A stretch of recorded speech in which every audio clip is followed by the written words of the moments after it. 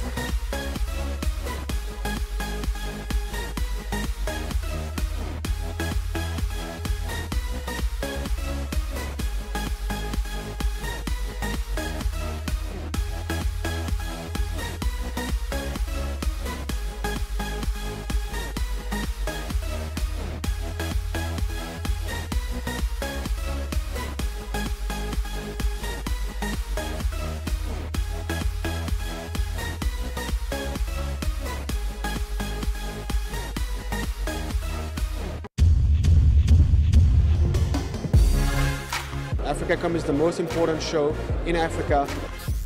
This is a great global stage where great minds meet.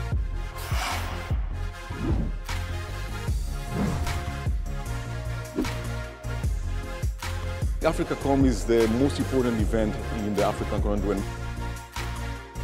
It's huge, and I think it brings all of Africa in one place.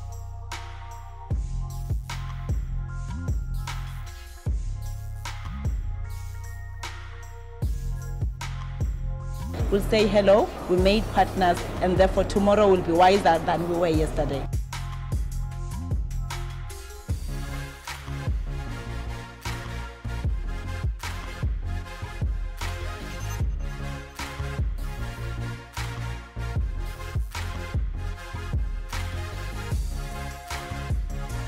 If you want to know where the trends are going, this is where you ought to be.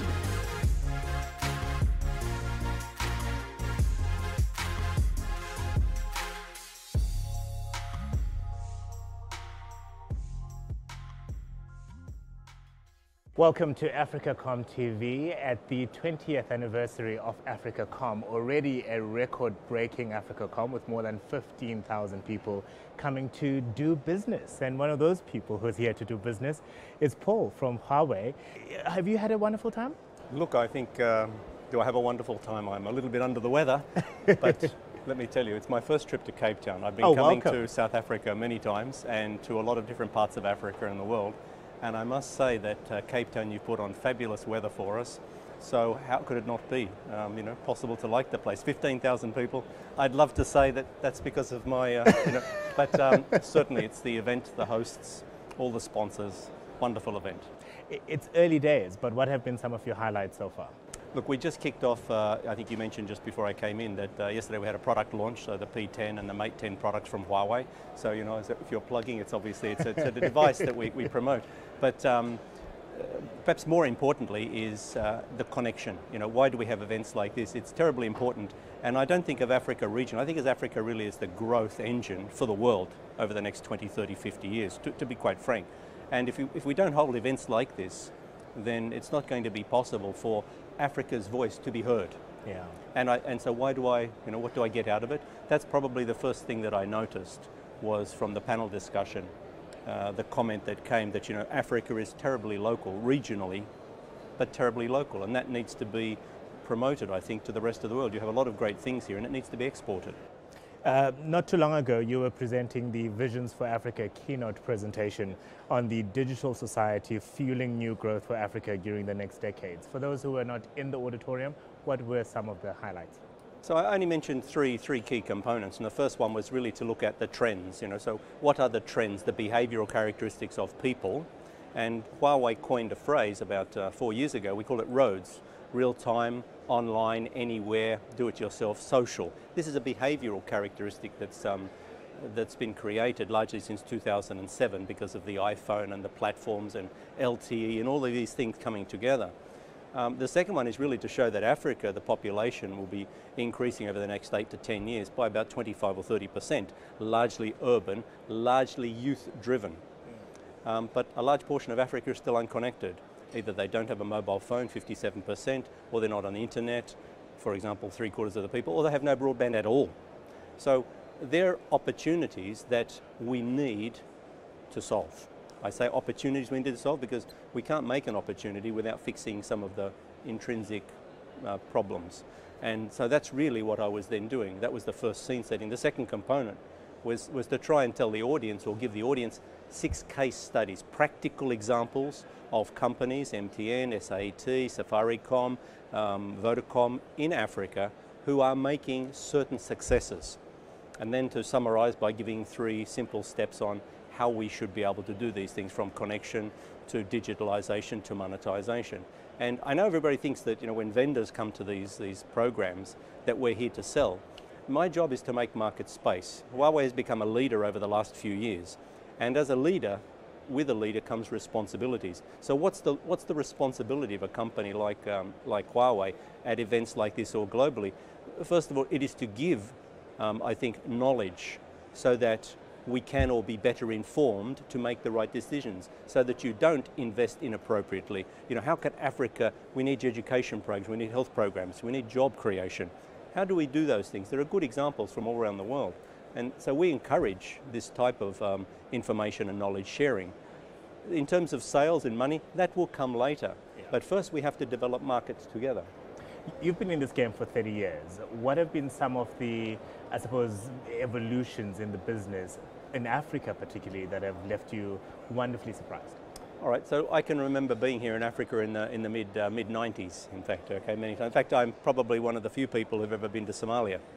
And I was proud to say that there's a large Somalian population in Melbourne, in Australia, where I come from. I actually come from Sydney, but the population in Melbourne is quite significant. And I recall back in the mid-90s, a few Somalis came to me and said, "Mr. Paul, we were told you know how." And I said, "How to do what?" And he said, "We have no infrastructure in Somalia. how about you be our partner and be the telecom? So I raised funds, we built the network, and subsequently sold. We called it Ozsoma many, many years ago. I did similar things over in Madagascar. I did the same thing in Nigeria, which subsequently became MTN after we sold the license through. So I've seen a lot of changes, you know, from the days when there was no mobile to today when, just take example in Nigeria, you have more than 100 million subscribers. Despite some of the statistics I mentioned, a large portion of Africa is connected. A lot of rural programs have been created, a lot of very innovative programs, particularly things like M-Pesa through Safaricom in Kenya and also Vodacom in Tanzania. More than 30% of the GDP of the country has been developed through the power of communications. So you asked the question earlier about this thing called digital society and digitally enabling. It's really about individuals understanding how to use these technologies through connectivity and providing different type of educational benefits, but then for them flourishing and developing new businesses, which ultimately translate into a better GDP for the country and a better...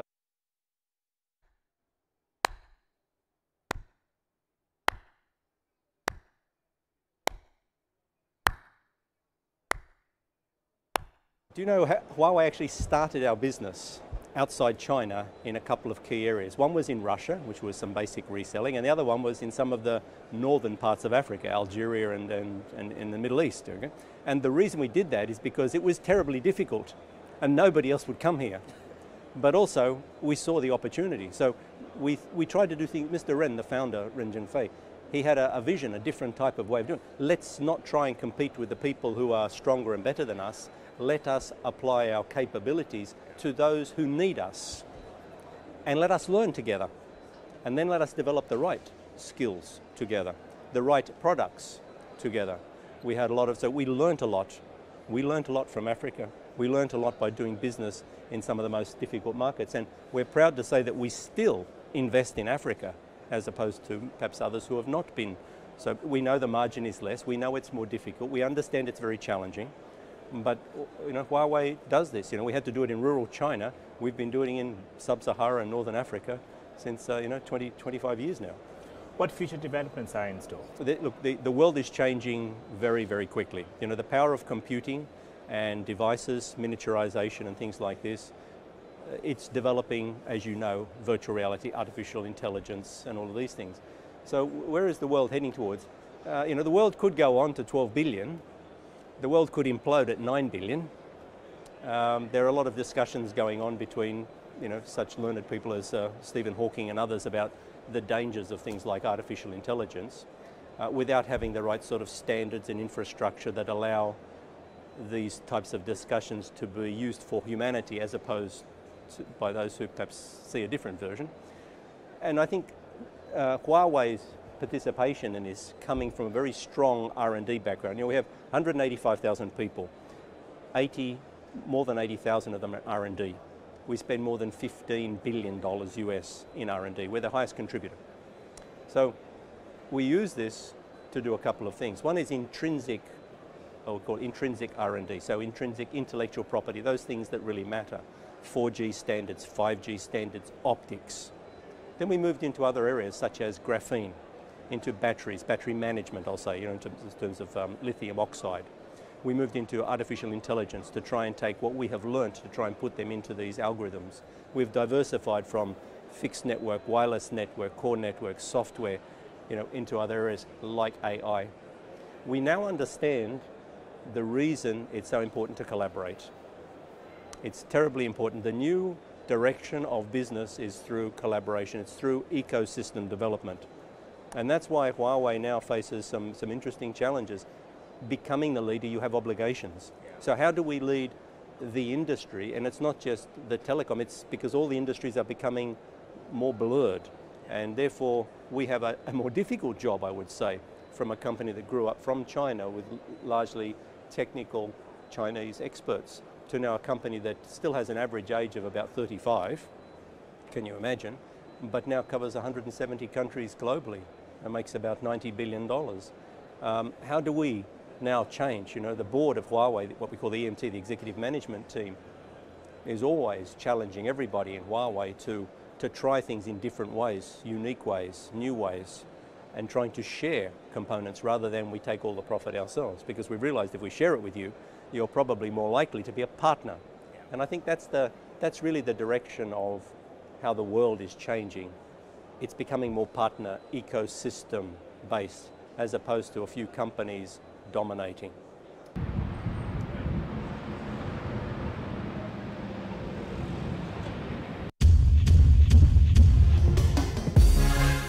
AfricaCom is the most important show in Africa. This is a great global stage where great minds meet.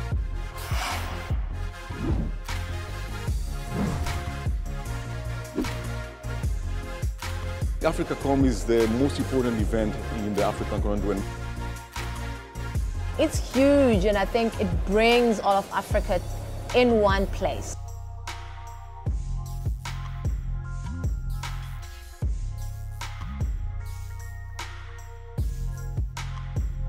We'll say hello, we made partners, and therefore tomorrow will be wiser than we were yesterday.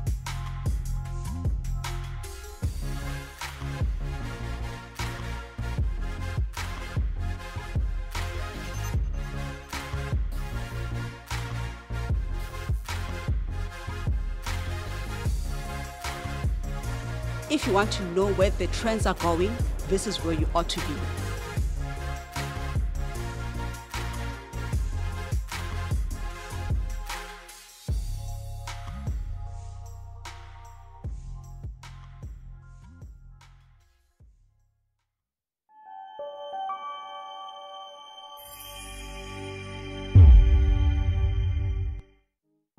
World is going digital. Payments are going cashless. Africa is leading the way in financial inclusion. Do you know mobile money penetration in Kenya has risen to 93%? However, digital payments are still lagging behind, especially in developing economies. Share of electronic payments in sub-Saharan Africa is only 16%. Despite more than 96% households have mobile money accounts in Kenya, 82% of retail transactions are still done in cash. India is one such country which is gearing towards cashless society. India's economy is successfully reaping the benefits of digital payment, including reduced corruption, removal of black money, increase in revenues, new employment opportunities. According to a BCG report, consumers prefer digital payment instruments.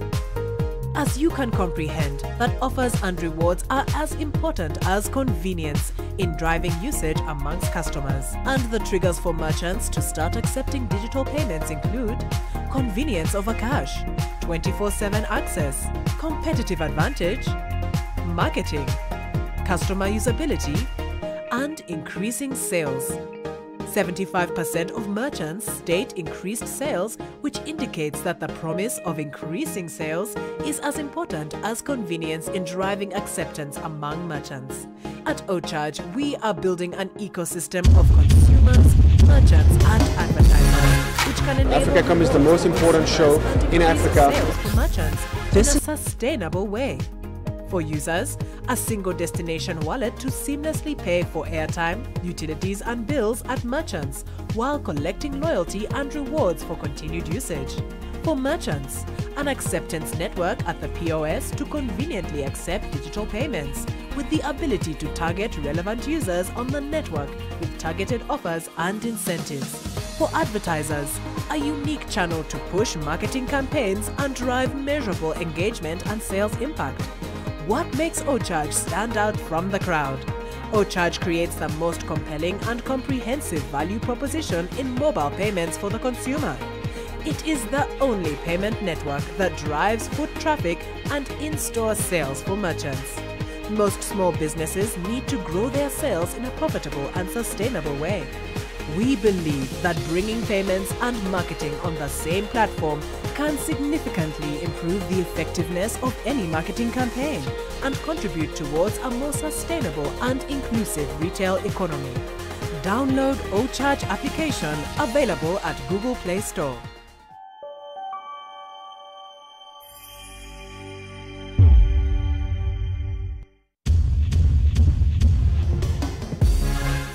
AfricaCom is the most important show in Africa. This is a great global stage where great minds meet.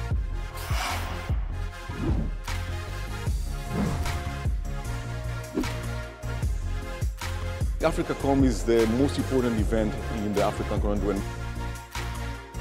It's huge, and I think it brings all of Africa in one place.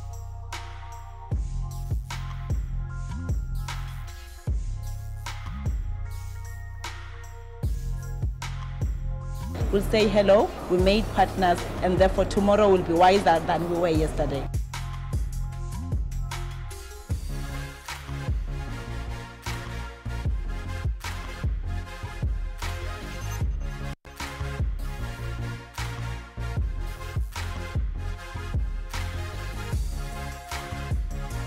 If you want to know where the trends are going, this is where you ought to be.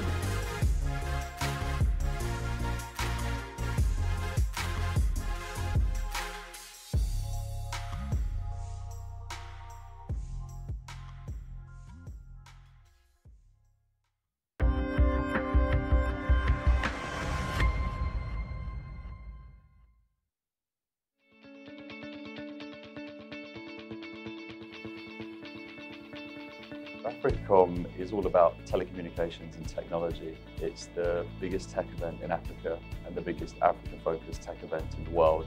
It's really all about digital communications and digital transformation. The key theme for AfricaCom is economic development and social empowerment through digital connectivity. And that runs throughout all of the streams.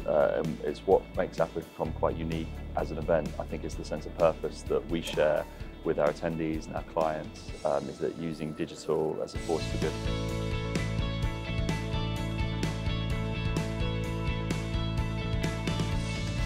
AfricaCom is a very big exhibition. We have two exhibition halls, one called the Connectivity Hall and one called the Technology Arena. There you'll find stands and stages on the show floor from solutions providers, from anything from media, technology, telecommunications, digital media. Around that we have 16 different conference tracks and features, and these range in terms of topic from things like digital inclusion, mobile health, IoT, big data, all the way through to things like the A-Hub, which is a feature dedicated to showcasing startups. That's been running for 3 years now. What it's really about is connecting startups with investors and enterprises and mobile network operators who are keen to partner with them. We're a drone data analytics company. Yeah, it's been great. I mean, I didn't know what to expect, to be honest, and it's been really good exposure. We've met already 2 potential investors, maybe more. Yeah, it's been good fun. So we got to raise money from an investor contact that we got from the previous event. So again, through that investment, we were able to grow our business.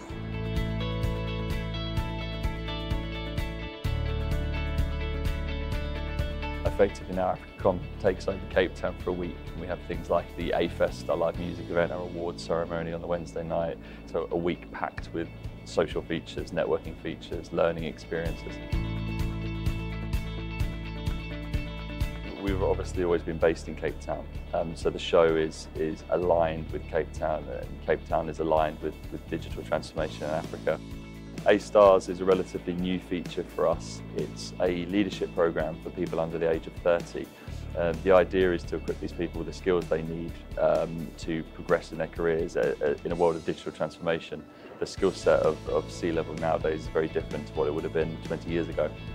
So we pick companies within AfricaCom and allow them to nominate rising stars within their organisations under the age of 30, and we let them meet and interact with some of our top innovators, top thought leaders at AfricaCom. So it's a personal development experience for them. Today we learn more about entrepreneurship, how to make money, how to run your business, as well as how to get investment. I think what I'm going to do next is look at problems that we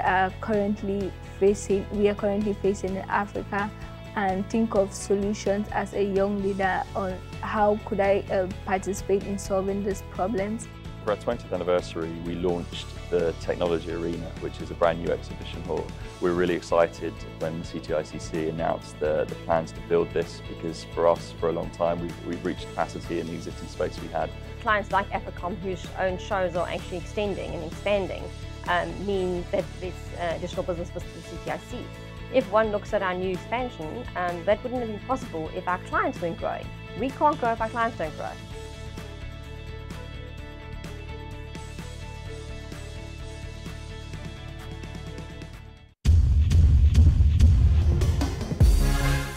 AfricaCom is the most important show in Africa. This is a great global stage where great minds meet.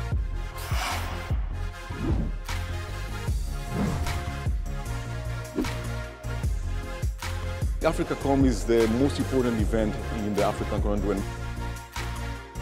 It's huge, and I think it brings all of Africa in one place.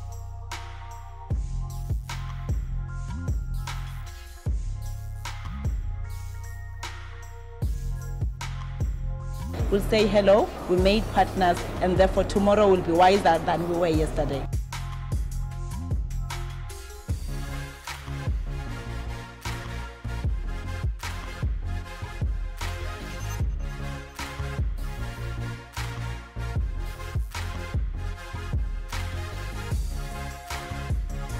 If you want to know where the trends are going, this is where you ought to be.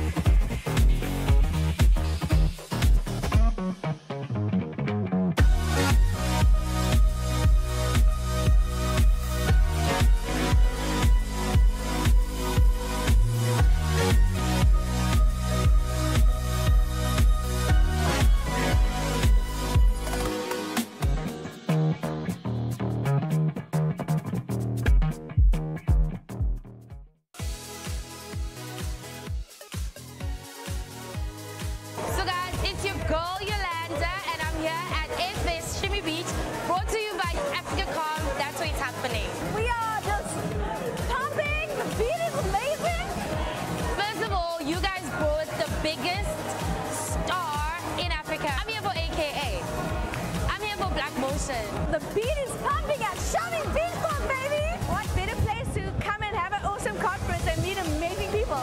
And we're going to be vibing right through the entire evening, baby! I have to say, like, it's amazing. Like, Shimi Beach, AfricaCom, best combination ever. Because it's music, it's a lovely place, everything is so amazing. We're ready to come through and just give us the best time of our life. And we can't wait to come back at 2018, baby!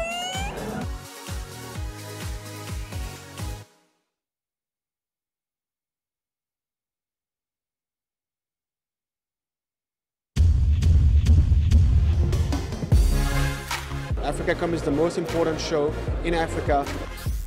This is a great global stage where great minds meet.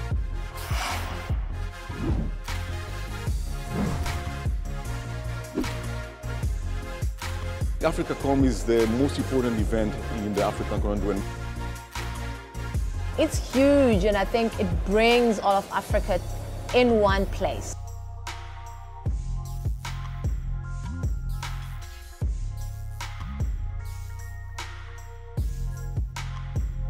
We'll say hello, we made partners, and therefore tomorrow will be wiser than we were yesterday.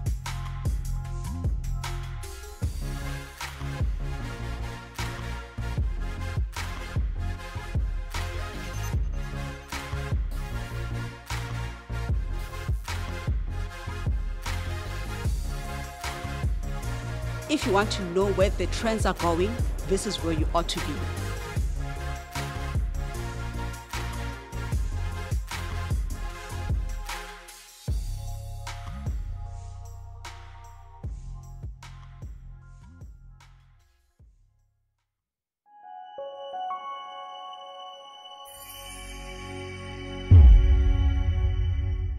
This is a great global stage where great minds meet. It's huge. It brings all of Africa in one place. It's connected us as a continent that we can showcase to the world. AfricaCom is the largest event in Africa and definitely a must visit.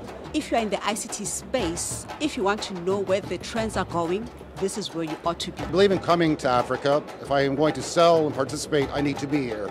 We'll say hello, we made partners, and therefore tomorrow will be wiser than we were yesterday.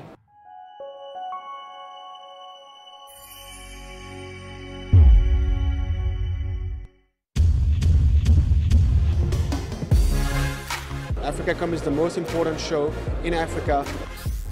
This is a great global stage where great minds meet.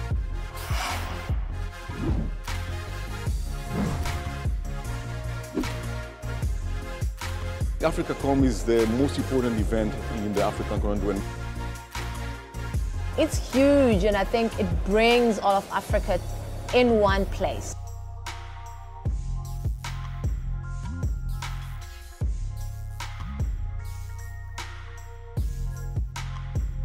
We'll say hello, we made partners, and therefore tomorrow will be wiser than we were yesterday.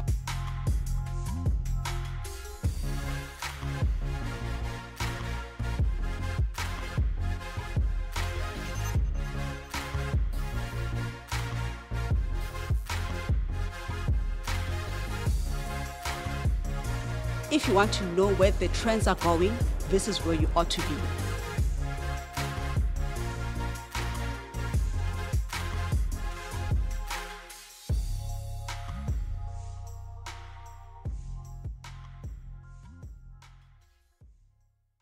Welcome back to AfricaCom TV, part of the 20th anniversary of AfricaCom right here in Cape Town, South Africa. And now we're joined by the South African Deputy Minister of Telecommunications. You must be having a wonderful time. Well, it's not just wonderful, it's exciting actually to be here. It is indeed. What have been some of the highlights for you so far? Where do I start? Everything has been great. Going to stall by stall, the exhibition center, seeing the work that is being showcased by the different players, but most importantly, the engagements that we had with the different partners that are here. That has been a marvelous opportunity for us as the department. Quite a big focus this year has been on satellites and how satellites will enable better access. Some would argue more efficient access to connectivity for all of Africa. How are we doing in South Africa when it comes to legislation around such areas? Well, in South Africa, we've just taken a bold step, actually. Even if we are not yet there in terms of the legislation, the Cabinet has just taken a decision that it's high time that we develop a domestic satellite for our country. Therefore, we are working with our implementing agency, which is called Centec, to make sure that they work on the business plan, and we will take that and present it to Cabinet before the end of the financial year. But as you know that we are working with lots of stakeholders, because it's not just our department. We have science and technology. As you know that we won the SKA tender. Therefore, we said, what are the opportunities that are in the space? What are the opportunities that are there for satellite? Already, as I mentioned, Centec, our distributor, our satellite distributor, has been doing lots of work in terms of assisting broadcasters and other players that are in need of the services. So yeah, we are getting there. And come 2018, after the next financial year, we'll be saying, South Africa, you have a story to tell. And what will be that story? Because as much as I've been interviewing a lot of tech giants and CEOs and heads of departments and all that kind of thing, they work with technology. But I'm just an ordinary South African consuming technology. What will it mean for me, do you think?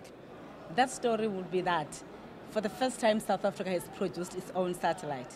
Not only get to use what is available, but a local made one, which means there's an economic spin-off for the consumers or the citizens of South Africa, but most importantly, an opportunity for our people to get connected. Like I mentioned earlier, we have a responsibility to make sure that all South Africans are connected to internet. And hello, does it mean that if you have connected to South Africa, Africa is okay? It can be. The story of South Africa is not complete without Africa being connected. Therefore, the deployment of satellite will allow us to ensure that we extend our services to the neighboring countries. And what's the better way to do if it's not with satellite? Indeed. Now, you've actually set some targets for yourself in your department and the government of South Africa. 22 million South Africans by 2020. Is this feasible still? Very feasible. which is why we are also here. Like I said, we have the program that we refer to, a policy that we call SA Connect, which is our broadband rollout plan. But we're saying let's also explore other avenues that can help complement what is it that we want to achieve as government. We have not been happy with the pace of the rollout because, as you said, we already have 22 million people that are not connected. We've got to fast track. We cannot afford to have our people being left behind. We are building a digital economy. We've got to ensure that we have an information society. And the only way to do that is to make sure that a mother, a son, a daughter, a boyfriend, girlfriend, everybody is connected. And like I said, satellite is one of those measures that will ensure that we do it with speed, we fast track it, but most importantly, efficiently in everything that we'll be doing. Deputy Minister, are you happy then that you've identified what some of those hurdles or challenges were that resulted in the slow pace, as you referenced, of rolling out this technology? And have we overcome that? We're very happy because we are a learning country.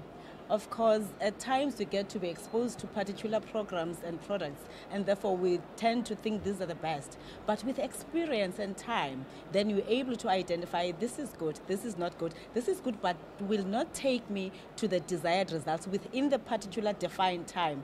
And then this is when we begin to say what else can be done to complement what we have started. Therefore, yes, we are happy that we initiated the process, but we're more happier with the fact that now we know more, we are advanced, and we believe that working with our partners and everybody that is involved in the sector, we can do more for South Africa, and thereof Africa will be connected. Another big buzzword at AfricaCom 2017 has been the fourth industrial revolution. Your take on it, and what opportunities can South Africa exploit from that? My take on the fourth industrial revolution is that, hello, wherever you are, if you're listening or watching us, you must know the machines are here to replace you. You've got to get yourself empowered. You've got to make sure that you play your own part so that you're not left behind. What this therefore means, because if we're talking about machine-to-machine connectivity or communication, it means people must be connected. It goes back to the pace that I spoke about on our rollout of broadband. But most importantly, the skills that we must therefore empower the people that will be connected. How do they make sure that as that robot comes to say, I'm going to be your PA minister, how do I make sure that the existing human PA, although the robot will be efficient, the existing PA must not lose the job. Therefore, one has to find a niche in terms of saying, what is it that I can do to make sure that I'm better than the robot, or I put in the robot. One of the key drivers that we always talk about is the content. Most people, they just see technology as technology. They do not think that there are systems, there's applications, and there's the content that must be driven by the technology. And therefore, we are saying this is an opportunity for the people of our country, for the people of Africa and the world to say we can also make our own mark. If there is that mic that has been developed there that we are speaking on and you have it in your hand, then what is it that I can add in the mic so that I can also derive an economic spin-off? I can say, yes, I made my mark in the value chain, because it's not about me just getting everything or just getting to consume, but it's about me contributing effectively and meaningfully in what we refer to as the radical economic transformation. Because key to some of the socioeconomic challenges that we are identifying in South Africa and indeed on the African continent, the solutions lie in the space we're talking about. We're talking about financial and business, we're talking about healthcare, education, we're talking about government services, technology, and some of the conversations that are being grappled with at AfricaCom, they have the solutions to some of our challenges.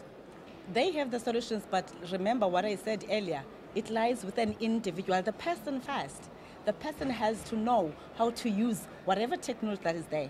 The person has to be informed that there is an existing technology that can help himself or herself to be better tomorrow. But most importantly, the person has to have access, which refers to the issue of affordability. Because they can all be there, but if our people cannot afford it, then hello, you're not solving their problems. This is an opportunity for our people and government to make sure that we work with stakeholders and partners to say, how do we develop policies that will enable you as the private sector to to make more profit, but most importantly, how do I make it a point that my people on the ground get the best services efficiently and as and when they want them? And maybe as a parting question then, let's just hone in on that important partnership between private sector and the public sector in delivering some of this. As the ANC government in South Africa, that's one thing that we believe in. That if we are to move South Africa forward, we've got to make sure that we reach out to all. We've got to bring all the stakeholders. Like as the department we have done, we have launched a program that we refer to as Internet for All. And it has brought a massive number of stakeholders who are industry players who say, we are here, we can assist. That's what we brag about as the ANC government, to say we cannot do it alone as government. We're a government for the people and about the people, and therefore if we mean that, whoever that is coming to make profit in that has to work with us, because the person that you refer to as a consumer or as a client is the person that I refer to as a citizen and my voter. Therefore, we're servicing the same person. Therefore, it's important that we make sure that we synergize our strategies. As I come up with policies, you make sure that you respond to the policies that will make my person better on the ground. You heard it here, the Minister promising that 22 million South Africans will be connected by 2020. Thank you very much, Deputy Minister, for joining us here. Thank you so much for having me. AfricaCom is the most important show in Africa. This is a great global stage where great minds meet.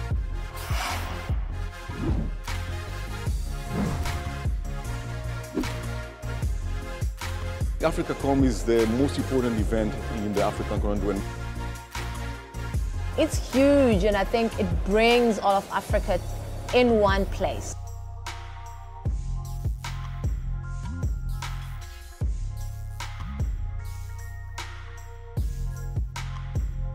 We'll say hello, we made partners, and therefore tomorrow will be wiser than we were yesterday.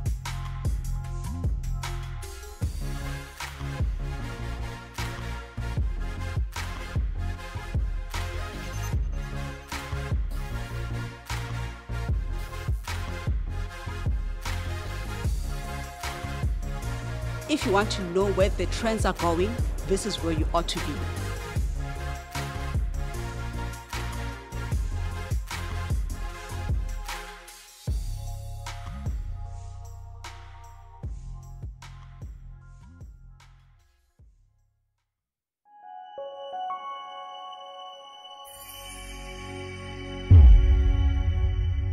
Welcome back to AfricaCom TV at the 20th anniversary of AfricaCom right here in Cape Town, South Africa. I'm joined now by Unathi from Parliament of the Republic of South Africa. Are you enjoying the AfricaCom this year? I am. Certainly am. It's actually my first time, but it's huge, it's big, and it's quite interesting actually, and it's good to look at things from an African perspective. Do you have any particular standout moments, some highlights? Yeah, for me, it's just all the issues that touch on digital disruption. I'm just fascinated about what it can do. I mean, the conversation we're just having now of how technology has really changed our lives.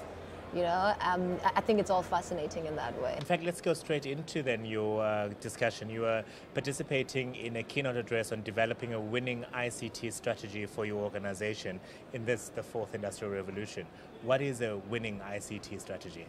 The key elements that you definitely want to have, instead of saying, how do we develop an IT strategy, but what are those key elements that you definitely want to have? And I'll share with you just a few. A purpose. How, as you do that strategy, you need to really start with a grand purpose. And without this purpose, there is no ICT strategy. And there's other elements, things that I think are quite important. I talk about 4 arms of accountability.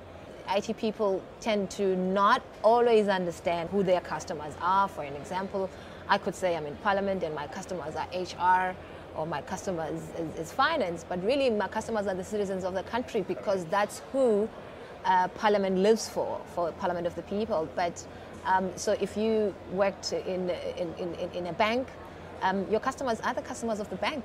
Your customers are not necessarily your line of business. So it's just those little things that are not so little, you know, actually quite big.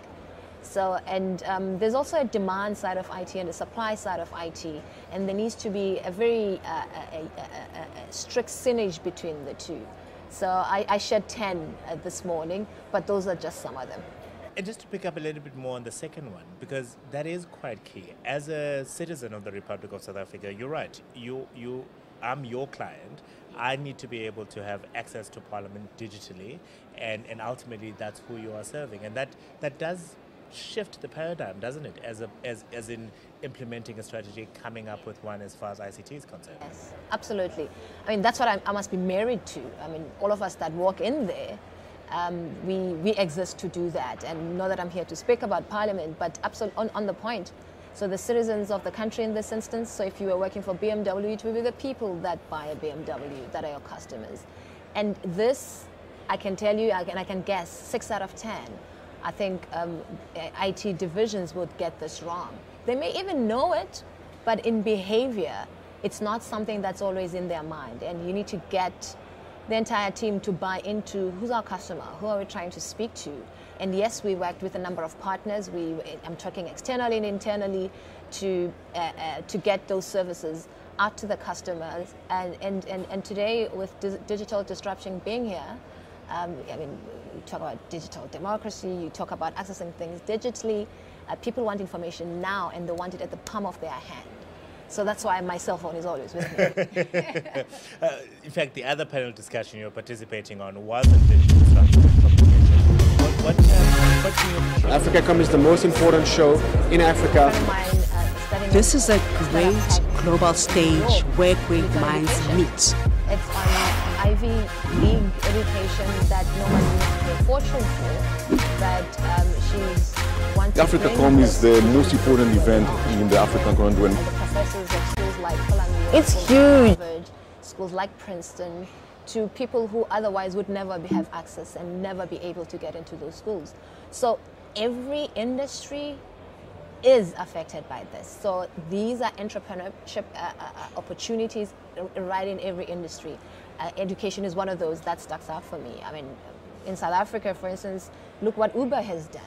Good or bad, because of course there's risks as well with digital disruption. There's regulation issues with digital disruption. I think that's what we're dealing with in terms of Uber coming into South Africa. But it changes the landscape. You know, it's doing things in the ways that haven't been done before. It's when a new approach meets the right condition. And I think in an African context, we've got a lot of these social conditions that with a new approach, digital disruption has happened. And therein lies opportunity, isn't there? So we can use digital disruption to realize solutions to some of the challenges that we're facing, but more importantly, be driving and fueling the economy at the same time. Yes, yes, yes. I mean, entrepreneurship, certainly my days in high school was never a discipline there's a concept that it was never a discipline that you could go and do a BCom and major in entrepreneurship. So I think it's such a driver, and it's such an opportunity as well that digital disruption also presents, and with the creation of jobs. Because, I mean, who's to say the jobs that we have today, we're not going to have them in 15 years' time. That's why the jobs we have today are very different from the jobs that existed 20 years ago. So this is the space for entrepreneurship. Let's bring it closer to home in South Africa. How have you seen digital disruption shaping the South African ICT sector? I was saying to a colleague outside earlier that I want to be honest and say it's mostly talked about than it's really happening.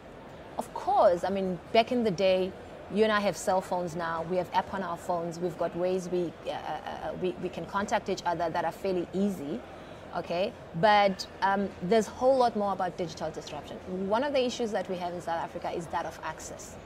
It may seem like it's easy to have an iPhone and have some Samsung phone and access A, B, and C, but what's the real penetration in a South African context? I mean, because people tend to think there's only 2 cities in Johannesburg, Cape Town, maybe Durban, but the wider South Africa exists outside of that, you know. So call it a skills gap, call it a gap that needs to be closed, and from an infrastructural point of view, these are really key elements for it to be really realized. You know, otherwise you only bring it to those that can, to those that can afford it, to those that have access to it.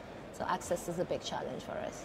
Which I imagine would be the one thing you'd like to see realized in 20 years' time, because we are marking 20 years of AfricaCom. We'll be back here in 2037, and I'm hoping we won't be having a conversation about access.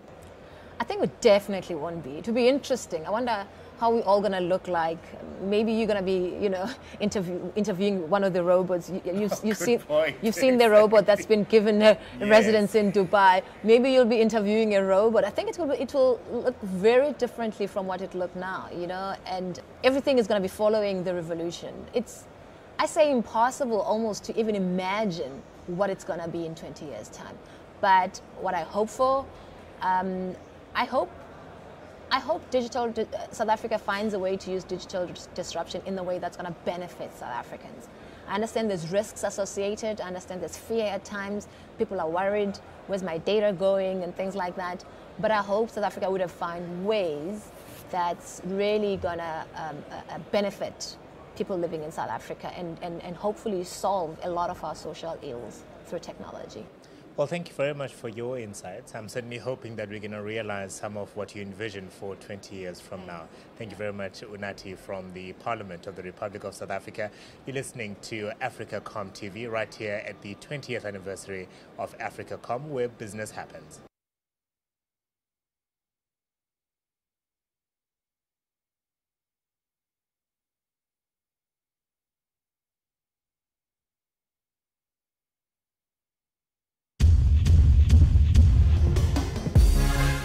AfricaCom is the most important show in Africa.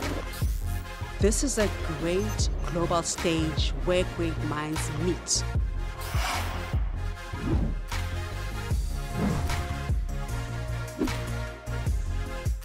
AfricaCom is the most important event in the African continent. It's huge, and I think it brings all of Africa in one place.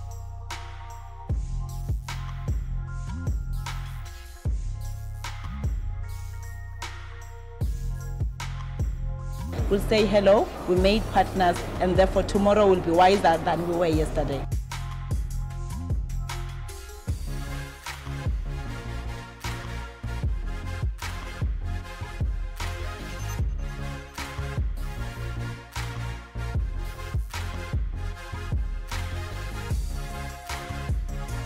If you want to know where the trends are going, this is where you ought to be.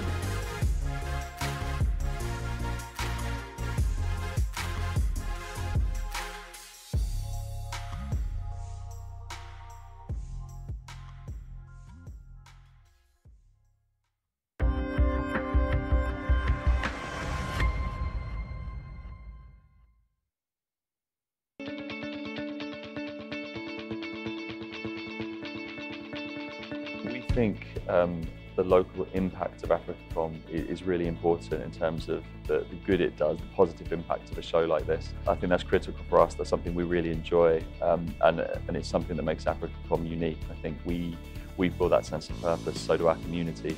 Whether it's through sourcing locally, whether it's through waste management, absolutely everything that we do is informed by our sustainability objectives.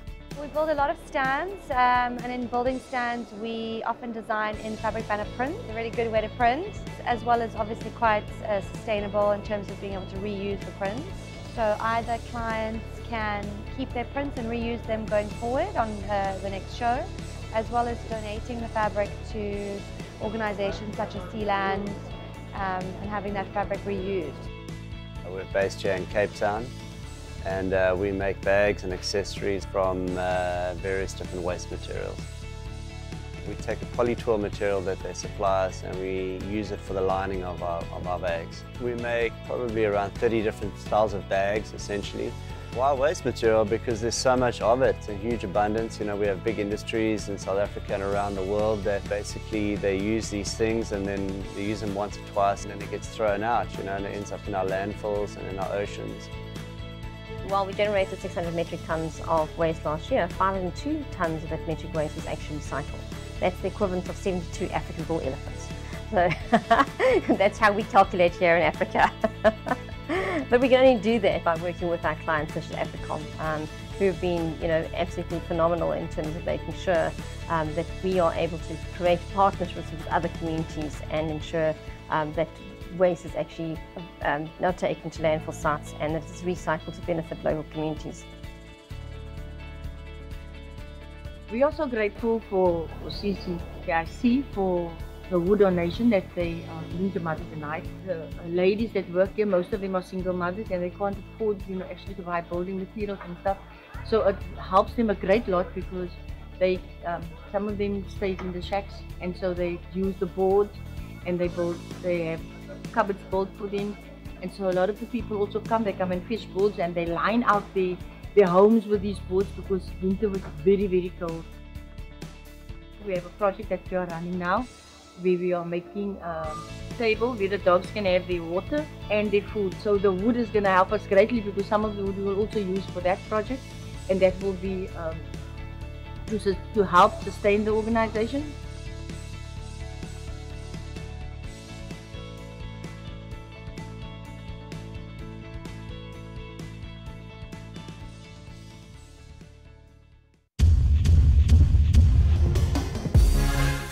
AfricaCom is the most important show in Africa. This is a great global stage where great minds meet.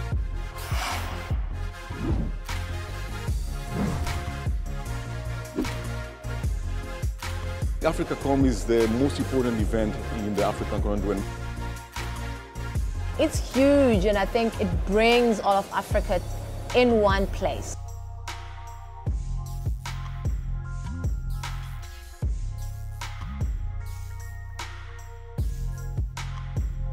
We'll say hello, we made partners, and therefore tomorrow will be wiser than we were yesterday.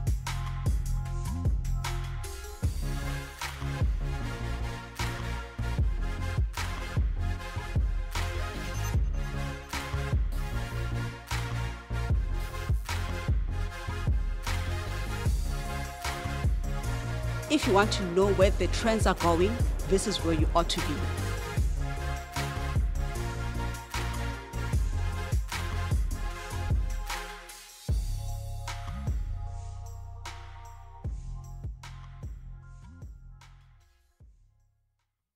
Welcome back to AfricaCom TV at the 20th anniversary of AfricaCom, where 15,000 people have been making their way through the hallways and the auditoriums at the CTICC in Cape Town, South Africa. Joining me now is Karen from Vodacom. Have you had a wonderful AfricaCom? I have indeed. In fact, I've been here all day today, exploring what's happening, visiting the exhibition. And I also participated this morning in a panel discussion on the digital inclusion of persons with disabilities. So yes, very productive, busy day. And we'll talk about your involvement on that panel discussion in a moment or two. You are the principal specialist for specific needs at Vodacom. What drew you to the telecommunications sector? That's a very interesting question. When I joined the telecommunications sector, I always say that it was a case of serendipity. I really just landed by accident into the telecommunications sector. At the stage when I got employed, I was unemployed. I could not find work. I've just completed my degree and still I couldn't find a job because as a person with a disability, you have got so many barriers that you need to face, and getting employment is one of them. And then I was so lucky in that I applied for a job